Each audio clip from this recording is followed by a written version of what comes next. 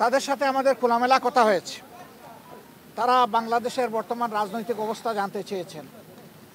তারা আগামী ইলেকশন কখন হবে, কিভাবে হবে এটা জানতে চেয়েছেন। তারা জানতে চেয়েছেন যে সবগুলা দল রিফর্ম চাচ্ছে, সেই রিফর্মটা কি হতে পারে, আমরা কি চাচ্ছি। আমরা যদি আগামীতে দেশের দায়িত্ব পাই তাহলে আমাদের ইকোনমিক পলিসি এবং ফরেন রিলেশনটা কেমন হবে।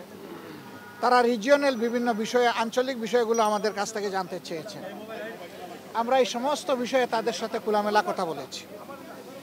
তারা মাইনরিটি ইস্যু নিয়ে কথা বলেছেন। তারা এখানে ওমেন্সদের রাইটস নিয়ে কথা বলেছেন।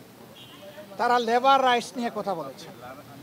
আমরা এই সবগুলা বিষয়ে তাদের সাথে কনভারসেশন করেছি। এর পাশাপাশি আমরা তাদেরকে অনুরোধ করেছি যে আমাদের দেশ এখন একটা ক্রিটিক্যাল জাংচারে আছে, একটা ক্রুশিয়াল টাইম পাস করছে।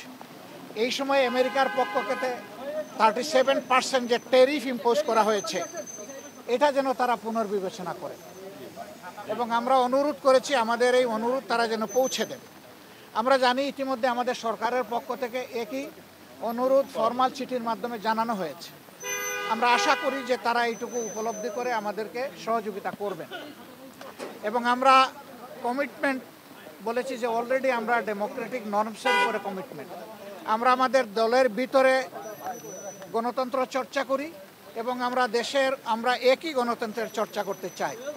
এর জন্য আমাদের যা করণীয় তাই আমরা করব। উদাহরণস্বরূপ আমরা বলেছি যে প্রত্যেকটা ক্রেডিবল ইলেকশনে আমরা অংশগ্রহণ করেছি, কম হোক বেশি হোক সংসদের ভিতরে আমাদের সংসদ সদস্য ছিলেন। At the same time election যখন বাংলাদেশে একবার মৃতপ্রায় হয়ে গিয়েছিল এরশাদ সাহেবের সময়, তখনকার আমির অধ্যাপক গুলাম আজম সাহেবই ইলেকশনকে জীবন ফিরিয়ে দিয়েছিলেন কেয়ারটেকার সরকারের ফর্মুলা প্রস্তাবনার মাধ্যমে, যেটা পরবর্তী পর্যায়ে বাংলাদেশের সংবিধানে অন্তর্ভুক্ত হয়েছিল। কিন্তু দুঃখজনকভাবে আওয়ামী লীগ এসে দলীয় স্বার্থে এটাকে সংবিধান থেকে নির্বাসনে পাঠিয়ে দিয়েছিল। এখন আবার সারা জাতি এটি চাচ্ছে এবং আশা করি আমরা এটা আবার পুনঃপ্রতিষ্ঠিত হবে। আমরা আগামী নির্বাচনটা পিআর ভিত্তিতে করতে চাই, যেটা ইতিমধ্যেই আমরা বলেছি, আপনারা জানেন। কেন চাই সেটাও আমরা বলেছি, আপনারা জানেন, নতুন করে বলার দরকার নেই। তারা শুধু এতটুকু জানতে চেয়েছেন যে আমরা কখন এই নির্বাচনটা অনুষ্ঠান দেখতে চাচ্ছি। আমরা বলছি যে সরকারের প্রধান উপদেষ্টা বলেছেন যে তিনি এই বছরের ডিসেম্বর অথবা আগামী বছরের জুনের মাধ্যমে ইলেকশন দেবেন। আমরা তার কমিটমেন্টে তিনি ঠিক আছেন এটা দেখতে চাই। আর আমাদের ভিউ হচ্ছে যে এটা রমজানের আগেই শেষ হয়ে যাওয়া দরকার। ওই জুন পর্যন্ত অপেক্ষা করলে তখন বর্ষা, ঝড় ঝাপটা, বিভিন্ন ধরনের প্রাকৃতিক দুর্যোগ আসবে, তখন আবার ইলেকশনটা অনিশ্চিত হয়ে যাওয়ার আশঙ্কা দেখা দিবে। আমরা এই জন্য চাচ্ছি ওই আশঙ্কার আগেই, রমজানের আগে যাতে এটা হয়ে যায়, আমরা সেইটা আমাদের মত। আমরা বলেছি যে এইরকম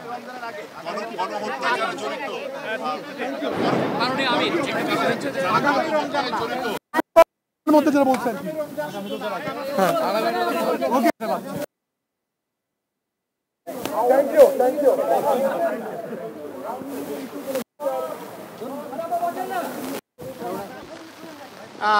এখনো হাসপাতালের বেডে অনেকে পড়ে আছে। এখনো শহীদের মারা, সন্তানরা, স্ত্রীরা কান্নাকাটি করে।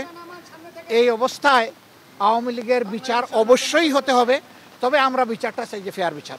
থ্যাংক ইউ, ধন্যবাদ।